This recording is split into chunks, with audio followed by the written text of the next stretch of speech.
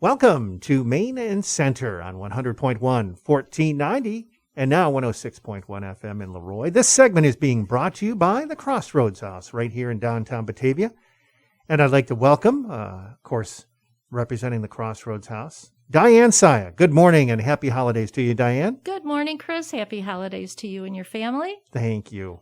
This is a special time of year. You've got a lot going on. You've had a lot going on, but I know you want to get a bunch of things out of the way, and this is also a tough time of year.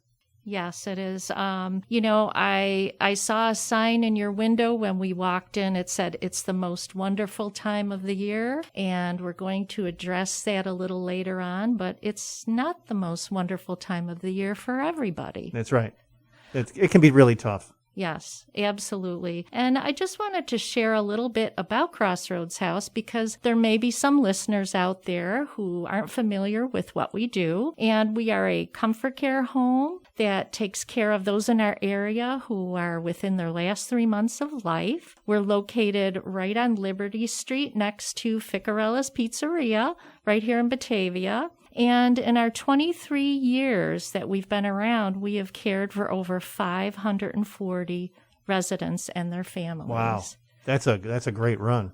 I figure that most of the people within your listening audience probably know somebody who's been a resident at our home. I agree. And what we provide is 24-hour care. 7 days a week. We have a small staff and an army of volunteers. So we provide all kinds of care so the family can just be a family. One thing that we do not provide is a bill for anything that we do.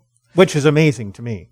It's not a good business model. Actually, we say sometimes that it's the best care money can't buy. But no family has ever received a bill. And therefore, fundraising is an ongoing effort with Crossroads House. And I would just like to ask that when our annual campaign letter makes its way to your door, that you consider supporting the mission of comfort care.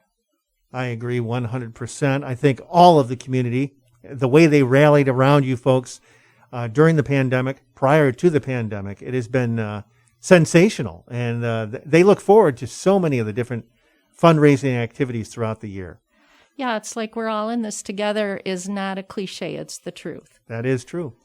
And what better way to get more to the truth than the person that helped found this organization? Absolutely. I've brought with me today Kathy Panepento, who is our founder at Crossroads House.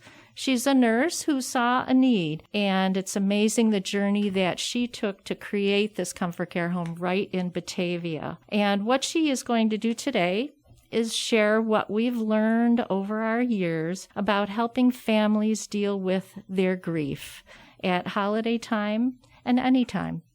Excellent. Thank you, Diane. Good morning, Kathy, and welcome. Good morning. Thank you for having me. Anytime. The door is always open for you. Holiday time, it's an emotional time of the year for everybody, but when you've lost a loved one, anytime it's tough, but especially during the holidays. Yes. Give us a little insight onto how to deal with that situation if it ever does come up. Well, holidays are stressful to begin with, and then having the first holiday without your loved one puts on another stressor. And it's not even if you just lost your loved one in the past year, holidays are tough for people that lost a loved one 2, 3, 4, 5, maybe even up to 10 years ago. Because it's different. You're without your loved one, and it's just learning to live with them in different creative ways. That's the key, creative. Yes. It's something that we don't think of while they're there with us. But then when they're gone, it's like you have to get creative. And in my own dealings with my father being gone, I always tell people, "Oh no, he's here. He's here." I said, "See that lamp right there, or see that over there? That's his. He's part of the day, and no matter where I've moved to or gone, he's there." And that's just my way of dealing with it. But I know people have their own ways of dealing with it. But if I have guests over, and I've made this awful snafu, where a woman lost her husband, and I made a joke, and I didn't realize that her husband had passed away in that part of that joke and what had happened. She didn't say anything. Everybody else said something to me, and I felt like an absolute buffoon. Can you give me some pointers, some etiquette on how to deal with, if we know somebody's lost someone? It's hard, people sometimes say the dumbest things. That's you me. know? That's me. And it's not intentional, like you, it was unintentional. And it's hard, life will go on for you, but, life is different for that person that lost their loved one, So a lot of it is, a lot of times people have problems with their grief and even don't know how to approach someone who is grieving. Mm-hmm. And they want to support that person, but everybody's grief is different. Yes. And we grieve. It's unique. It's a unique experience. So when people say things that are a little insensitive, a lot of times it's just not to say anything at all, to look at them in the eyes and to smile, mm-hmm. because it puts that in their own back on them. Okay. Also, what's good is to say thank you for your concern or thank you for your support. Gotcha. And with the person that said the weirdest thing or insensitive thing may be grieving the loss of another one or haven't had a significant loss in their own lives. Mm-hmm. So they really don't know what to say, how to say it. It's sort of like the elephant in the room. Yeah. Gotcha. And okay. It's important to have these important conversations. So excellent. Good advice. Thank you for that. Not that I that was years ago, and I'm like you. I took some of your suggestions to heart. I either won't say anything, but you're right. Looking them directly in the eye, because if you don't, that's kind of casting shame on someone, and you're really not.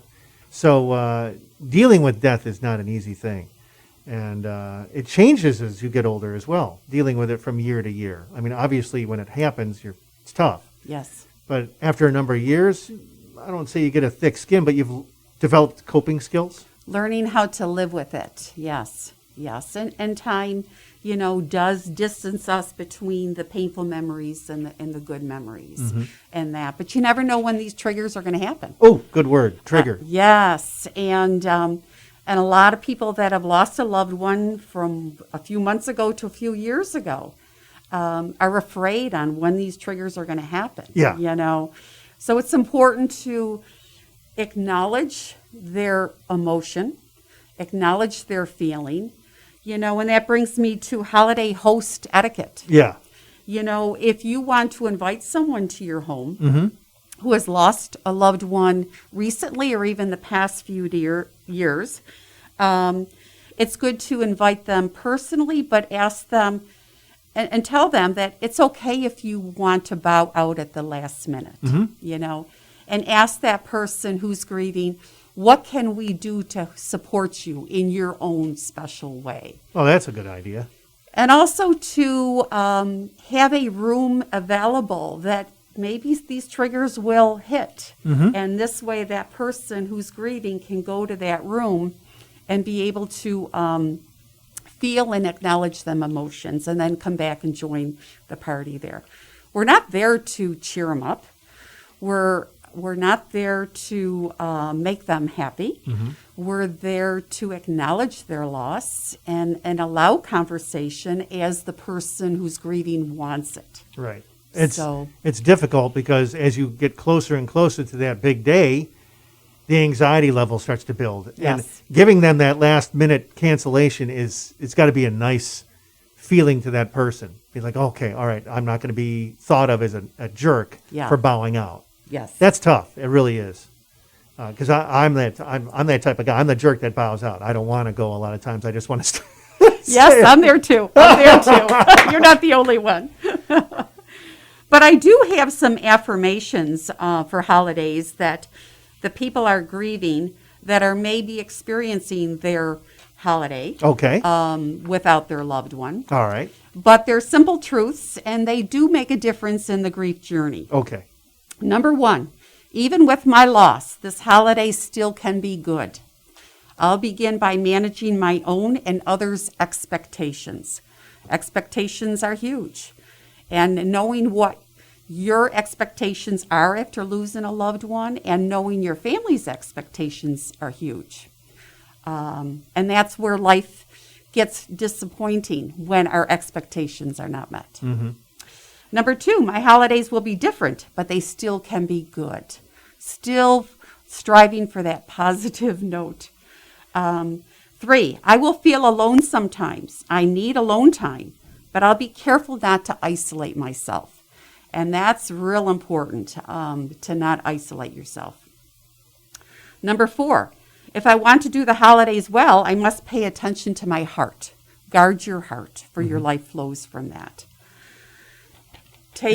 Doing things that are kind to yourself and what you like to do. Treat yourself. Yes, yes. Number 5, I will watch my gas tank carefully. This holiday, I will choose what I'm going to do, when, and with whom, maintaining that control. Number 6, safe people will help me stay grounded and sane. Surround yourself with good, yeah, I agree with you there. People that will listen to you. Yeah.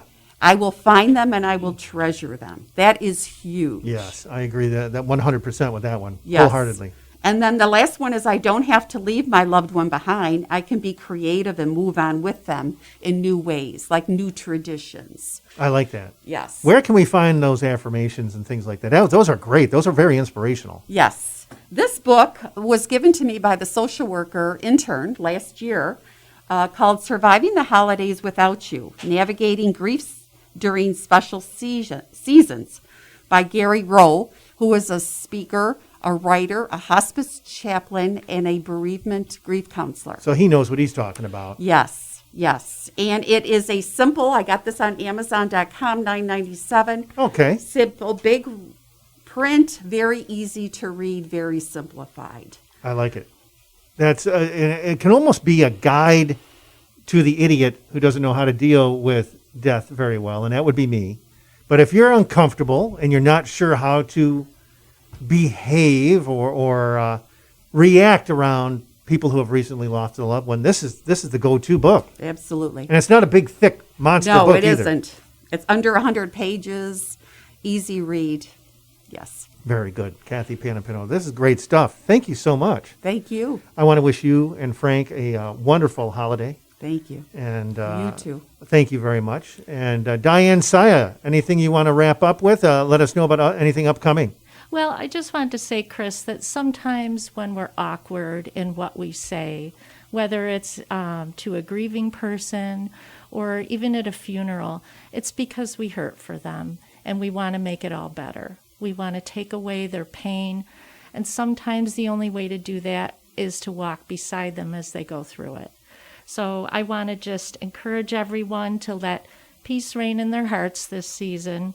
And thank you, Chris, and WBTA, and to our community for supporting the mission of Crossroads House. It has been our pleasure. It has been a wonderful year, again, to be associated with the Crossroads House in some way, shape, or form.